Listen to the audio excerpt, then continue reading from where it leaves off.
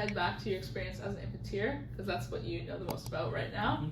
So can you walk us through the training process that you completed, from like basic training, maybe your trades course, any specialty training you did after? Just let us know how that worked. So after we finished BMQ, I went into DP1, or Development Period 1. Okay. So, as like our soldier's qualification. Mm-hmm. So that's like BMQ, but for infantry. So you're actually kind of learning the infantry job. So Right. like the generic, basic army stuff. Right. And where did you do that? I did it part-time. So I did it at Fort York. Okay. For my Mod 1 was at Fort York. And then my Mod 2 was at Moss Park. Okay. Like the year after that. And so for your DP1, how long approximately is that course? Do you remember? So it's separated into 2 mods, so you can get it done like in the summer. So from like July to August. Right. But since I did it part-time, it was from like September to like May. Right. Or March. And that was every weekend or like every other? It's every weekend mostly, and then there may be like a pause here and there. Oh, makes sense. Right. And then, so you did your basic, so your BMQ, that's where we met, and then your DP1, which was 2 mods, so you did one Mod 1. part-time during kind of the school year, I guess, and then Mod I 2. think, yeah. And then I had to stop sometime in like March-ish. Right. Because school was in the way. I didn't want to take a week away from school. Because I had my field exercise that probably I would have finished. Right. I couldn't go because it was like exams and stuff. Oh, that's a big But thing. the army was always there, so I came back in like July of like 2021, and I finished. You finished it up. So did you leave the course like midway type of thing? And did you have to restart it? I finished Mod 1. Okay. And then when I finished Mod 1, I couldn't really continue on any further. To Mod 2. So thankfully I finished Mod 1. Oh, I see. So I had that out of the way.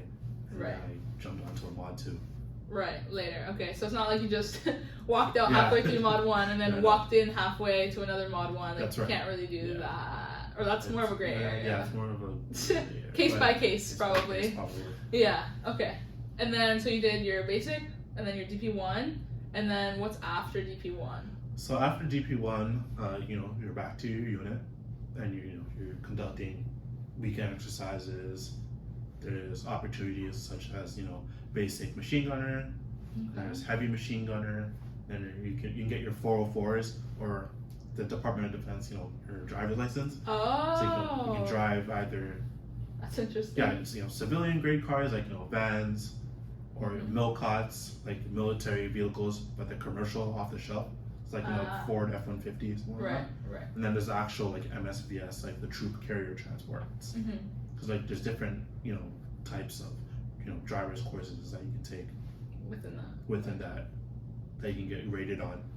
What would be the next course that you'd be kind of looking to do? The next course I'm looking forward to is BMG, so machine gun courses. Oh, okay. So learning the basics of machine gunning, I guess. Can you tell us about any exercises or trainings that you've done? Like any of those weekend training, like what do you usually do? Or have you done any larger exercises over the years? One of the larger exercises was Stalwart Guardian this past summer with like the entire brigade coming together. Okay. But in terms of just weekend to weekend exercises, the last one I did was just this past weekend at CFB Borden. We're doing raids and ambushes. So, That's pretty cool. Raids and ambushes, okay. And so you actually like go to the field. So we go to the field and then we pot out a point and try to intercept the enemy, hit them. All right. Kind of scour the area for intelligence.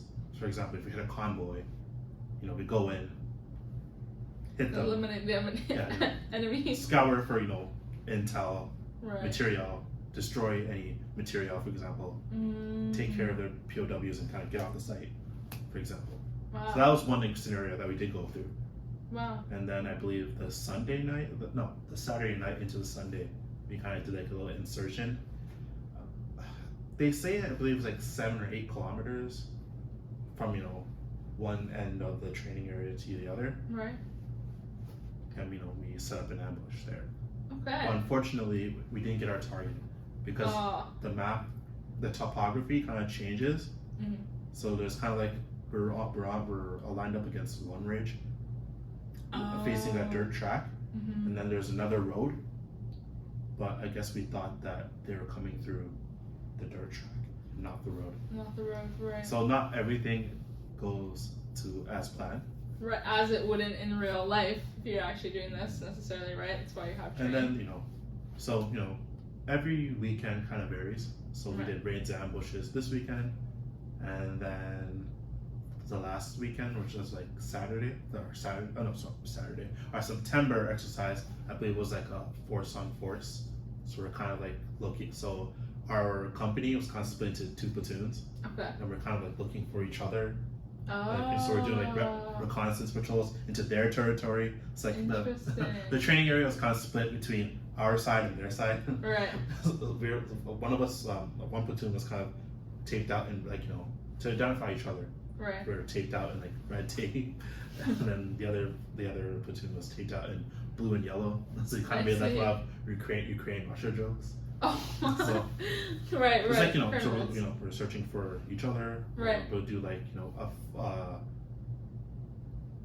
believe it was a fighting patrol. So we're seeking out the enemy and then attacking them. That was like the Sunday of the September exercise. So September was like force on force, doing reconnaissance patrols, listening posts. So some of us are, tasked out to different areas within our territory, kind of listening out for their patrols coming through. Right. And then some of us were, tasked out to do reconnaissance into their territory. Mm-hmm. So I guess one thing I'm wondering is, for these exercises that you have, there's varying levels of experience, right, among the people participating. Yes, of course, yeah. So how does that kind of play into what you do? Like sometimes if there's more responsibility on certain roles, are those more of the experienced people, or is it kind of just everyone's assumed to be like competent, everyone kind of participates the same amount? It's a mix. It's a mix. Okay. So because a lot of us are learning still. Right. So we go in, and I think like the things that we're tasked out to do on weekend exercises, they more or less go okay enough. Right. From what I see. Okay. So it's a myriad really. I think it's like the leadership usually consists of sergeants and like master corporals, or corporals that have been there longer than like people like me who came in like from like 2019 onward ish. I see. Okay. And has your role at all like changed since you've joined, you think? And I've only been good question. I've mostly been just a section member. Right. And I'm interested in like just kind of learning via osmosis. So I just kind of constantly learning, keeping my ears open. Right. It seems like there's a lot of moving parts. It's a lot of these moving exercises parts. too. Now that you're trained and kind of established within the unit, like as a section member in our fighting company, there's kind of just a lot of moving parts. It's just like now you're starting to realize that there's a lot more than just a body being a body. Right. You gotta actually think and stuff. There is something within our unit, kind of like we call it the Riflemen's Initiative. It's like you have to kind of take initiative within yourself. I see. Put yourself out there, and not just be like a body. Right. So if you see something, you do it. You take it. And what's a typical training night on Wednesday look like for you when you go?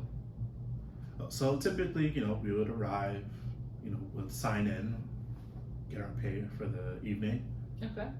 And we would form up, and our platoon warrant would, give us the rundown of the evening, and then we go straight into it.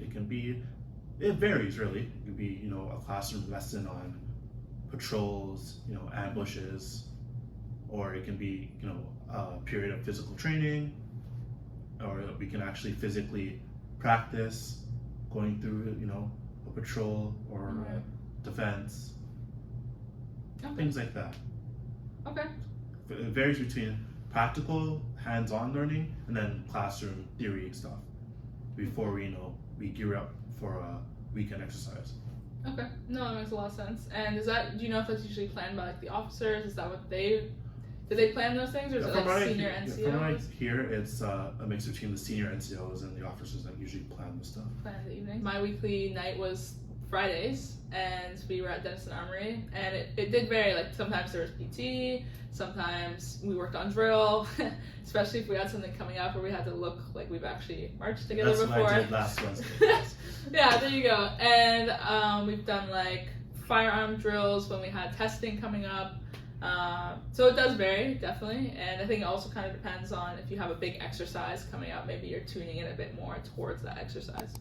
So just to give you guys some insight, it's kind of what you can expect on those weekly nights.